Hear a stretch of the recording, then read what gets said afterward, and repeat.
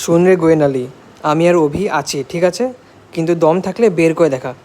আজকে লাইভ তো দেখেছিস পুরো, মামাই ক্লিয়ারলি বলে দিল যে দম থাকলে পুলিশ স্টেশন যা বা সাইবার ক্রাইম ডিপার্টমেন্টে যা, আর ডিটেলস বের কর। এগুলো মুখ দিয়ে ফাটা বাস বলে লাভ নেই।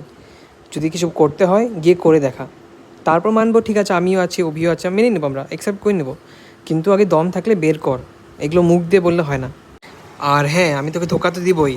আর দেখলি না আমি সিকিউরিটি গার্ডের কাছে আইফোন, আইপ্যাড, তারপরে আবার কালকের আমার 5 স্টার হোটেলের ওটাও ফেক বলে দিলি। তোর দম নেই না, তুই তো ঘরে বসে থাকিস, তোর হাজব্যান্ড তোকে খালি গ্রসারি কিনে ঘরে পাঠিয়ে দে, তুই এটা নিয়ে পাগল হয়ে যাস।